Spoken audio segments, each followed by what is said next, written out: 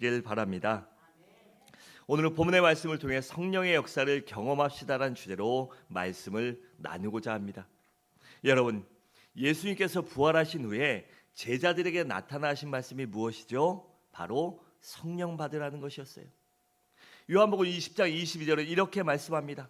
이 말씀을 하시고 그들을 향하여 숨을 내쉬며 이르시되 성령을 받으라고 하셨습니다. 그리고 우리 주님께서 승천하시기 직전에 바로 직전에 제자들에게 나타나셔서 하신 말씀도 바로 성령을 받으라는 것이었습니다. 사도행전 1장 5절에 보면 요한은 물로 침례를 베풀었으나 너희는 몇 날이 못되어 성령으로 침례를 받으리라고 하셨습니다.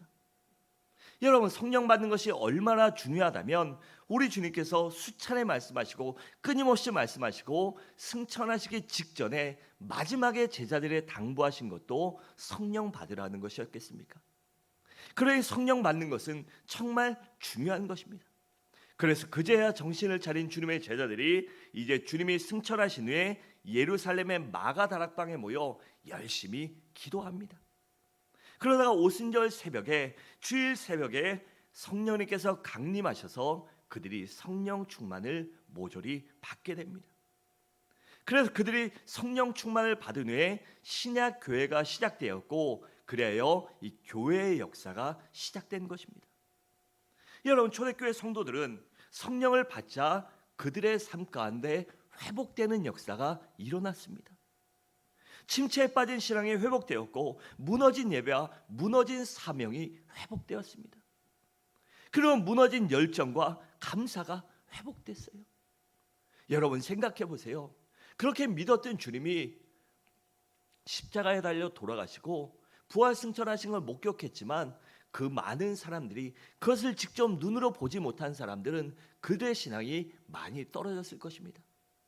그리고 유대교 지도자들이나 로마의 위정자들이 그들을 통치하기 위해서 그 예수에 대한 모든 것들을 거짓이다, 소문이다라고 치부하고 그런 얘기를 했기 때문에 믿음이 적은 성도들은요, 그것을 목격하지 못했던 사람들은 신앙이 많이 떨어졌을 거예요. 그런데 초대교회 성도들이 성령 충만을 받자 그 모든 열정과 감격이 회복되고 그들 가운데 기쁨과 행복이 회복되었습니다. 이처럼 초대교회 성도들이 성령을 받자 놀라운 변화가 일어나서 그들의 신앙도 변화됩니다. 그래서 관념적으로 머리로만 알던 신앙이 행동하는 신앙으로 변화되고, 또한 종교적인 신앙이 행동하는 신앙으로 변화됩니다.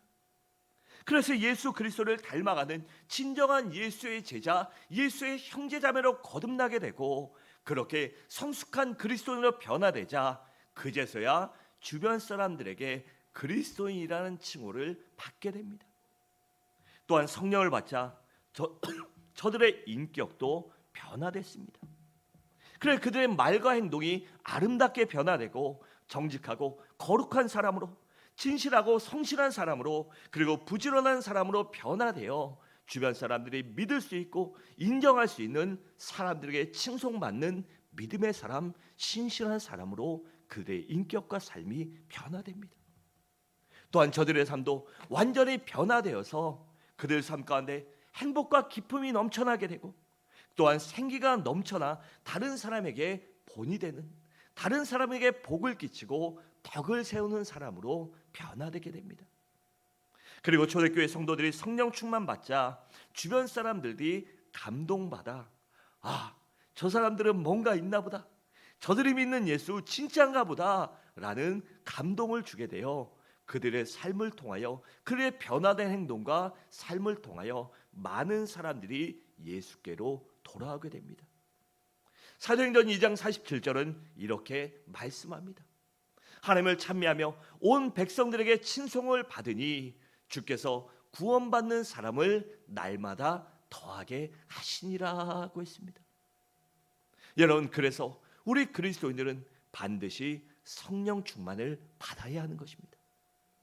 성령 충만 받아야 우리 삶 가운데 확신이 생기고 기쁨이 생기고 사명과 모든 것이 회복되기 때문에 우리가 반드시 성령 충만 받아야 하는 것입니다. 특별히 오늘 본문을 보면 이스라엘의 길르한 야베스 지역이 암몬 사람들의 공격을 당합니다. 그런데 암몬 사람과 도저히 싸울 수 없는 이 전세의 열세에 놓이고 도저히 싸워봤자 안 될 걸 알았기에 그들은 암몬 사람들에게 항복을 합니다. 어차피 싸워서 죽나? 싸워도 전멸될 거 그냥 우리가 항복하고 저들에게 조공 바치고 차라리 노예 좀 주고 그냥 그렇게 말자라고 그들이 항복합니다. 그런데 암몬 사람들이 이 길르앗 야베스 사람들의 항복을 받아들이지 않고 그들을 조롱하며, 그래 너네는 우리가 싹 죽이려고 그랬는데 항복해? 그냥 못 넘어갔어. 쌓인 게 많아서. 그러니까 너희 항복하려면, 내가 너희 항복을 받아주려면 그 조건이 하나 있어. 그게 무엇이냐면 너희 모든 사람들의 오른 눈을 다 빼어라. 이 길르앗 야베스의 모든 사람들의 오른 눈을 빼고 그때 우리에게 나와서 항복해라. 그러면 그때 받아주겠다. 안 빼면 다 죽여버릴게요. 이렇게 말합니다. 그러자 길르앗 야베스 사람이 얼마나 황당하고 기가 막혔겠어요. 정말 앞이 깜깜하고 어떻게 할 줄을 몰랐을 것입니다. 그래서 모여서 생각하고 고민하다가 암몬 사람들에게 일주일만 말미를 주십시오. 일주일만 시간을 주시면 우리가 그렇게 하겠습니다 라고 그렇게 요구하자 기고만장했던 암몬 사람들은 자신이 반드시 이긴다라고 자신감이, 이 자만심이 넘쳤던 그들은 그들의 이 요구를 수락합니다. 그리고 그들이 요구를 수락하랴 길르앗 야베스 사람들이 본토로 전령을 보내어 자신들의 상황을 알리고 제발 우리를 조금만 도와주십시오라고 부탁을 합니다.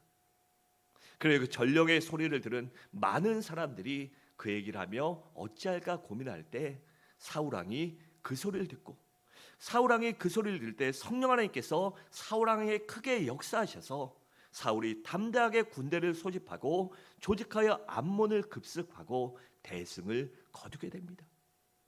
그리고 이 사건으로 인해 사울이 백성에 인정받고 드디어 이스라엘의 초대 왕으로 즉위하게 되는 것이 바로 오늘 본문의 내용입니다. 그렇다면 사울이 성령 받고 변화된 것처럼 우리들도 성령 충만 받으면 어떻게 변화될까요? 첫째로 우리가 진정한 지도자로 변화됩니다. 여러분, 지도자에게 절대적으로 필요한 것이 있다면 바로 지도력입니다. 지도력이란 영어로 리더십인데 이는 다른 사람에게 끼치는 영향력을 말합니다. 그러니까 다른 사람들에게 강한 영향력을 끼치는 사람을 가리켜 유능한 지도자라고 말하고, 반면에 지도자가 아무리 말을 해도 주변 사람들이 아무도 따라오지 않는다면 그런 사람들을 가리켜 무능한 지도자라고 말합니다. 여러분, 사울이 처음에 왕으로 뽑혔을 때는 별다른 리더십이 없었습니다. 그리고 사울을 따르는 사람보다 사울을 반대하는 사람이 더 많았어요. 그렇기 때문에 사울이 왕이 되었음에도 불구하고 왕으로 즉위식도 못하고 아무것도 못하고 그렇게 있었던 것입니다. 그런데 암몬과 전쟁을 하려고 군대를 모자 성령 하나님께서 크게 강력하게 역사하셔서 33만 명이나 많은 숫자가 모이게 되고, 그렇게 기적과 같은 일이 벌어짐으로 인해 성령 하나님이 그들을 통하여 암몬을 무찌르는 그러한 대승도 거두게 하십니다.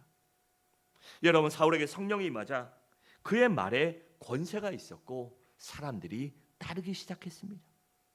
그러니까 사울에게 없던 리더십이 생겨서 강력한 리더십이 생기게 되고 드디어 사울이 유능한 지도자로 변화되게 된 것입니다. 본문 6절과 8절을 함께 읽겠습니다. 시작.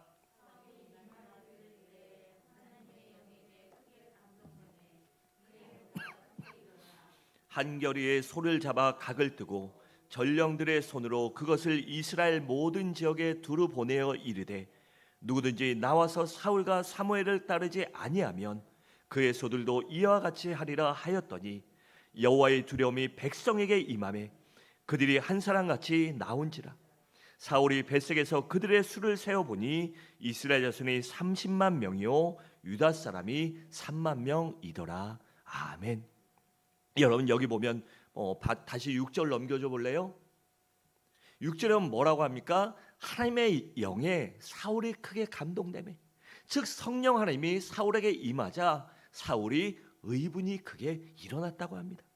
그리고 어떻게 해요? 한번 결의의 소를 각을 떠서 그것들을 이스라엘 모든 지파에게 보냅니다. 그리고 그들에게 보내면 뭐라고 얘기하죠?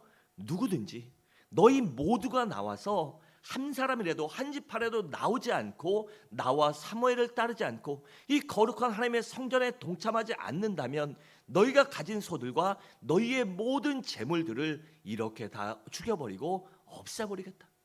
너의 모든 것을 내가 반드시 없애겠다고 그렇게 말하고 있는 것입니다.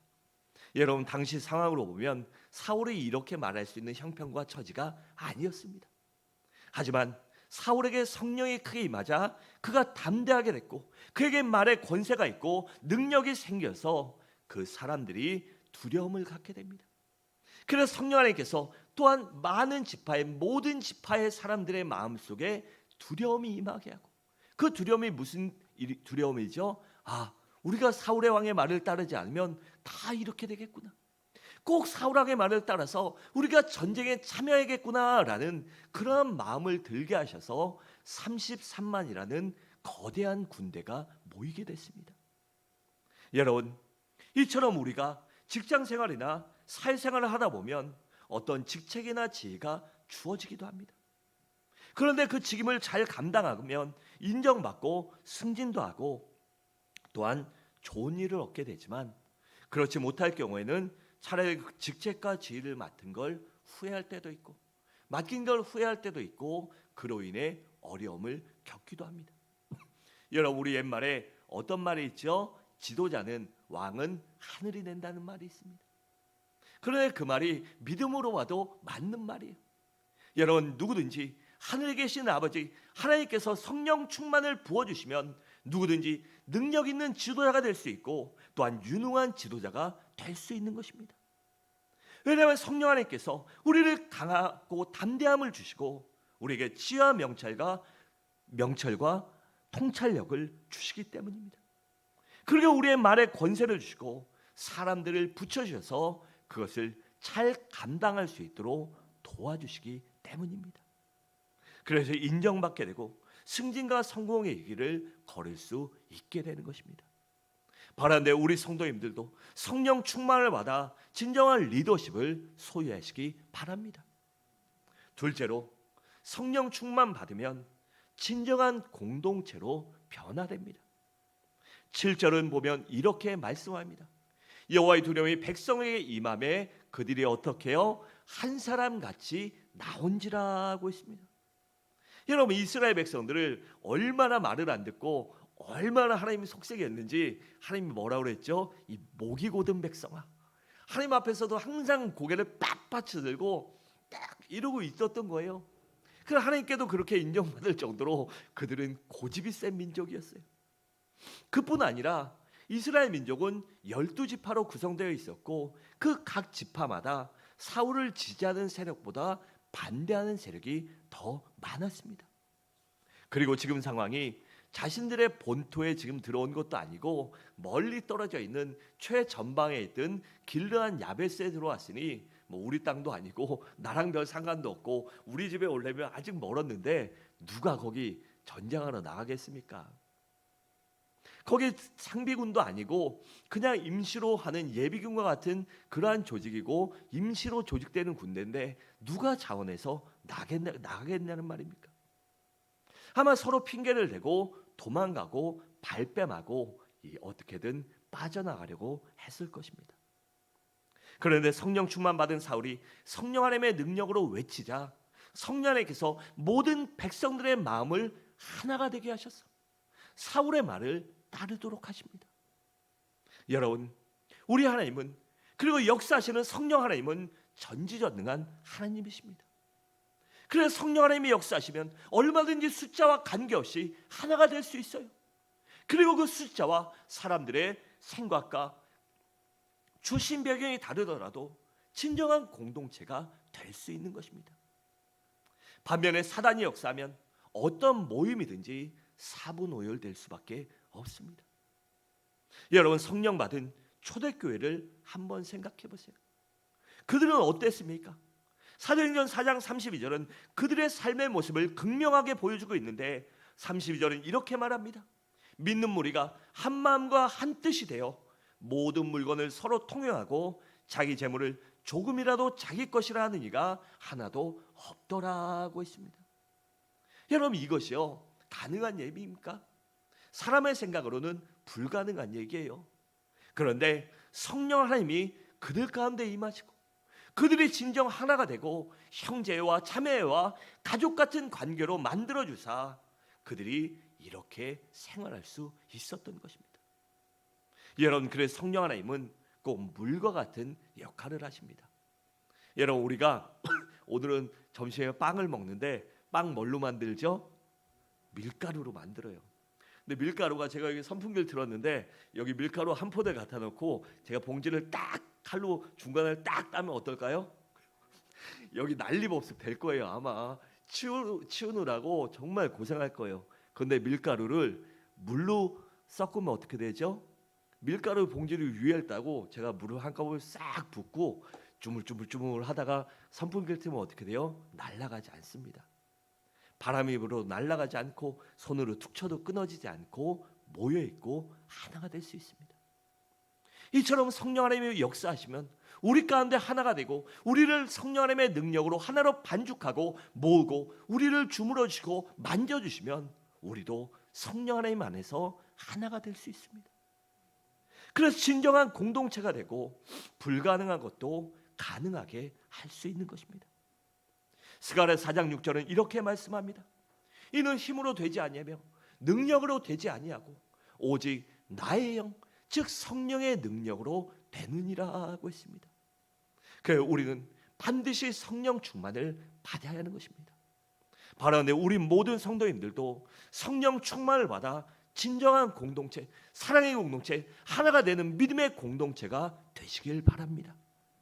셋째로, 성령 충만을 받으면 확신에 찬 사람으로 변화됩니다. 여러분, 왜 성령 충만 받으면 확신 있는 사람으로 변화될까요? 그것은 바로 그 성령 충만 받으면 우리의 마음속에 믿음이 생기기 때문입니다. 믿음이 생기면 어떻게 될까요? 마음속에 강하고 담대함이 들어옵니다. 하나님이 나와 함께 하신다, 하나님이 우리와 함께 하신다는 그 믿음이 생기기 때문에 어떠한 일이 오더라도 두려움과 걱정과 근심을 떨쳐버리고 강하고 담대하게 살아갈 수 있는 것입니다. 또한 그렇게 우리의 마음과 믿음이 변화되니 우리의 생각과 행동과 말이 바뀌게 되는 것입니다. 안돼 못해 하는 사람이 성령 충만을 받으면 할 수 있다 하면 된다, 하나님이 함께 하시면 반드시 가능하게 된다라는 그 믿음을 가졌기에 말과 행동을 그렇게 할 수 있는 것입니다. 여러분, 이스라엘이 출애굽할 때 애국 군대 쫓길 때 어떻게 했습니까? 강이 갈라지지 않았어요. 그런데 하나님이 제사장과 법궤를 맨 사람들이 그 강에 발을 들이라라고 할 때 들어가, 먼저 니네가 들어가. 물이 그치지 않았어요. 찰랑찰랑하고 이 범람하는 시간이기 때문에 홍해가 가득 차 있었는데 그것에 발을 디디라고 합니다. 그때 그 백성들이 어떻게 했습니까? 안 돼요, 못해 했나요? 하나님, 물이 찼는데 어떻게 해요? 말도 안 되는 소리 하지 말아요. 누구 죽이려고 그래요? 안 그랬습니다. 그때 그 백성들이 어떻게 했습니까? 모세의 말을 듣고 하나님이 반드시 함께 하신다, 열어주신다, 너희를 구원해 주신다라는 믿음을 갖고 제사장과 법궤를 맨 사람들이 그 홍해에 발을 디디고 들어갈 때 홍해가 갈라지는 기적을 처음 했던 것입니다. 여러분, 이처럼 우리도 언어와 생각과 말이 바뀜으로 확신에 찬 사람이 되어야 합니다. 여러분, 성령 충만 받으면 환경과 사람을 먼저 보는 것이 아니라 하나님을 먼저 보게 됩니다. 우리 하나님만 바라보게 되니 확신에 찬 신앙생활을 할 수 있게 되는 것입니다. 그래서 사울은 군대를 모집하고 전령을 돌려보내며 길르한 야베스 사람들에게 내가 내일 해가 더울 때에 너희들을 구원할 것이다 라고 그렇게 장담했던 것입니다. 그러니까 사울은 내일의 확실한 승리를 믿고 있었던 것입니다. 이미 전쟁에 나간 것도 아니고 그들의 상황을 알고 있는 것도 아니지만 하나님께서 함께 하시면 반드시 이긴다는 믿음이 있었기에 확신으로 그렇게 확신에 찬 답을 돌려보낼 수 있었던 것입니다. 우리 구절을 함께 읽겠습니다. 시작.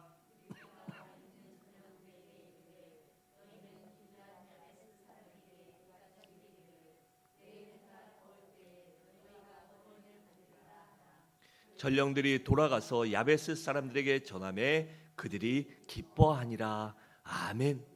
여기 보면 사울이 내일 해가 더울 때, 내일 우리가 오늘 당장 달려가서 내일 정오까지, 내일 오후까지 너희를 반드시 구원해 주겠다.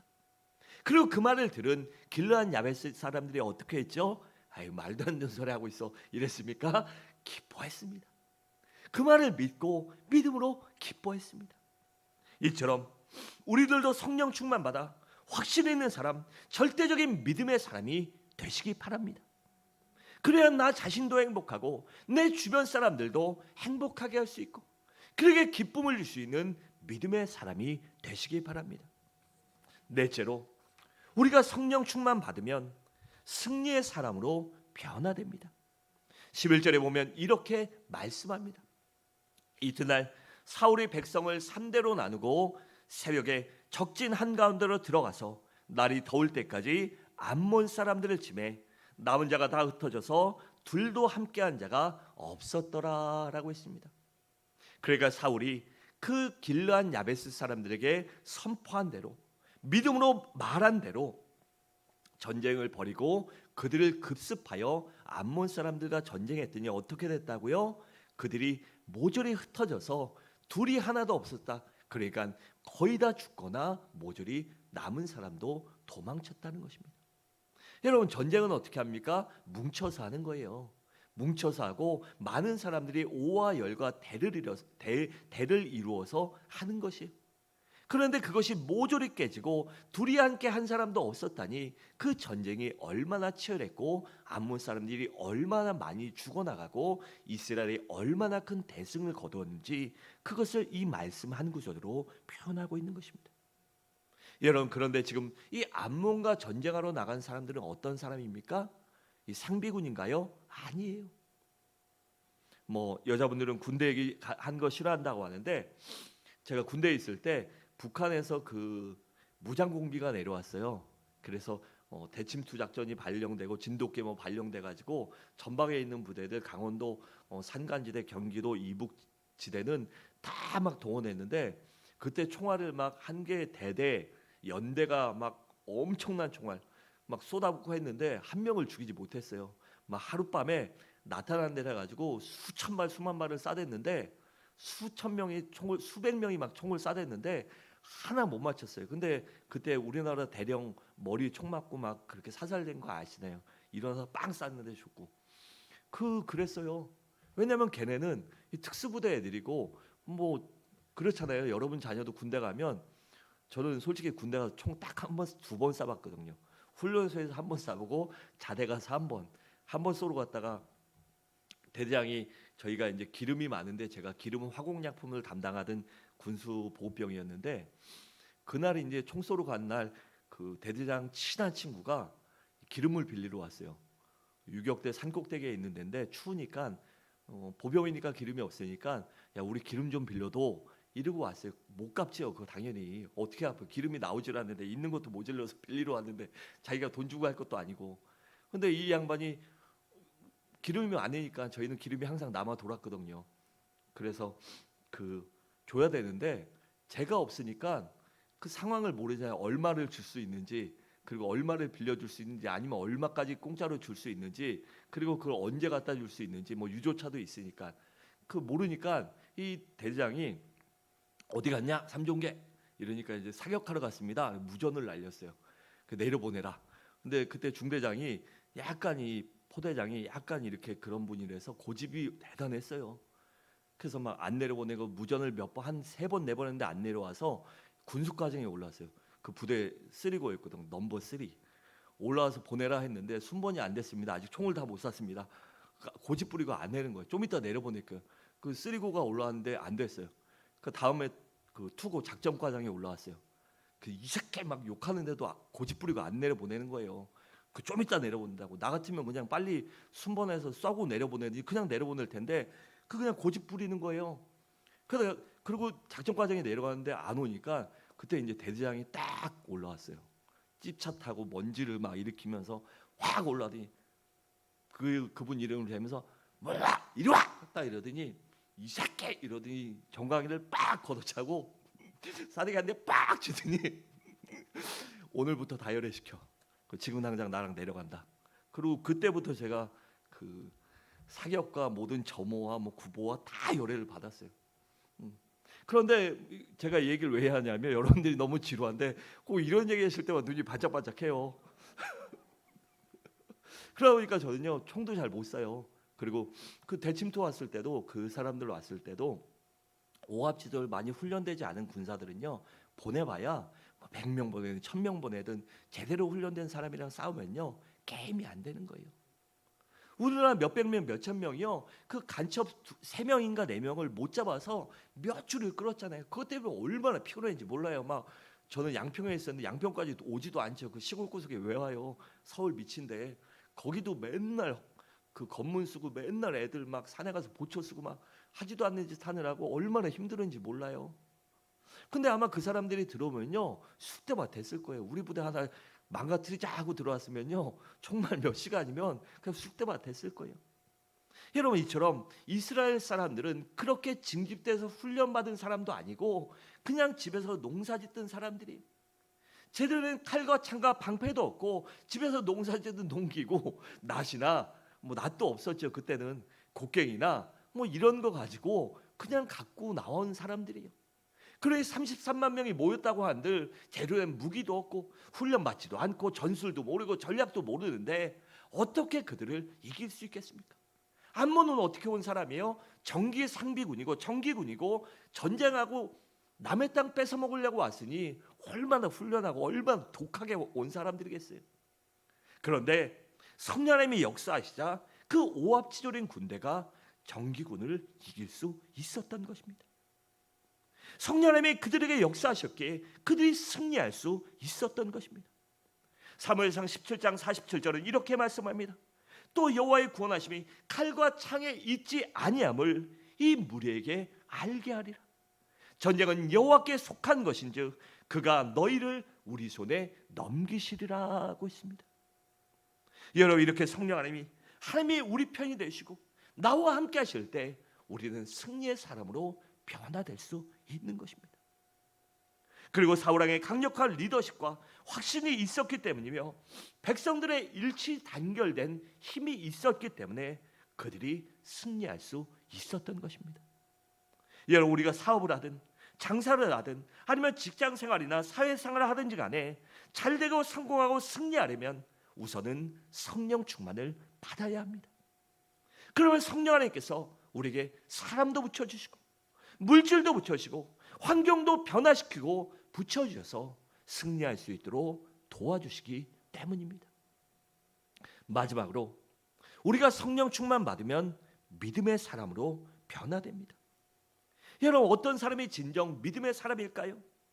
그것은 항상 하나님을 앞세울 줄 아는 사람입니다. 무엇을 하든지 오직 하나님께 영광을 돌리고 내가 사나 죽으나 주의 것이라고 인정하고 뭐든지 하나님을 앞세우는 사람, 그런 사람이 진정한 믿음의 사람입니다. 여러분 사울이 어떤 처지라고 했죠? 많은 지파들이 반대했고 사울 같은 게 이러고 있던 때라서 왕으로 즉위식도 못하고 있었어요. 근데 사울이 성령 충만 받고 강력한 리더십을 발휘하자 33만 명이나 모이고 이길 수 없는 전쟁을 완전히 대승으로 바꿉니다. 그리고 암몬 족속이 얼마나 많은 전리품들을 취득하고 또한 그 일로 인해서 이 암몬이나 주변 사람들이 이스라엘을 얕보지 못하는 그러한 전술적인 환경도 만들었어요. 그렇다 보니 이 사울왕 옆에 이런 사람이 많이 늘어났겠죠. 아, 사울 알고 봤더니 진짜 대단한 사람이네 이렇게 보는 사람도 있었겠지만 그 상황을 틈타서 비벼서 아부해서 뭔가 한 자리 하고 싶은 사람도 분명히 있었을 거예요. 그 사람들이 어떻게 말하는지 아세요? 당신이 왕이 되는 걸 반대했던 사람들, 그 사람들을 이 순간에 다 죽여버립시다. 그 사람들을 다 책임을 묻고 당신 같은 위대한 왕을, 훌륭한 왕을 왕으로 세우는 걸 반대한 사람 다 숙청하고 그 피해 제사를 드리며 그 피해 제사로 당신이 강력한 왕임을 알립시다라고 그렇게 제안합니다. 그때 사울이 어떻게 하죠? 아니다. 이 전쟁의 승리는 오직 하나님께 있기 때문에 하나님이 도와주셔서 우리가 승리하고 내가 그러한 리더십을 발휘할 수 있는 것도 하나님이 도와주셨기 때문이라고 그렇게 하나님께 영광을 돌립니다. 그래서 13절은 이렇게 말해요. 사울이 이르되 이날에는 사람을 죽이지 못하리니 여호와께서 오늘 이스라엘 중에 구원을 베푸셨음이니라고 했습니다. 즉 하나님이 도와주셨기 때문에 내가 잘난 것도 없고 내가 대단한 것도 없기 때문에 날 그렇게 한 사람들 아무런 죄가 없다. 오직 하나님의 힘으로 했으니 하나님께 영광 돌리는 것, 하나님만 찬양하는 것, 하나님께 제사 드리고 예배하는 것, 그것만이 맞다라고 얘기하고 있는 것입니다. 그래서 진정한 믿음의 사람은 언제나 하나님께 예배 드리는 것을 즐거워합니다. 여러분, 사울은 하나님께 영광을 돌리는데 그치지 않고 하나님의 종을 모시고 하나님께 함께 예배 드렸습니다. 14절과 15절은 이렇게 말씀합니다. 사무엘이 백성에게 이르되 오라 우리가 길갈로 가서 나라를 새롭게 하자. 모든 백성이 길갈로 가서 거기서 여호와 앞에서 사울을 왕으로 삼고 길갈에서 여호와 앞에 화목제를 드리고 사울과 이스라엘 모든 사람이 거기서 크게 기뻐하니라고 했습니다. 그래 진정한 믿음의 사람들은 오직 하나님께 영광을 돌리고 하나님께 예배드리고 하나님께 찬양하고 하나님께 감사한 일을 즐겨하고 기뻐하는 것입니다. 사랑하는 성도 여러분, 말씀을 마치도록 하겠습니다. 우리 모두 성령 충만 받아 진정한 리더십을 소유하고 진정한 공동체를 이루시기 바랍니다. 또한 확신에 찬 사람, 승리의 사람, 진정한 믿음의 삶으로 사람으로 변화되는 그러한 은혜와 능력을 경험하는 그러함으로 하나님께서 도와주시는 축복도 누릴 수 있는 서부중앙의 귀한 성도님들 되시기를 주님의 이름으로 간절히 축원합니다. 이 시간 함께 우리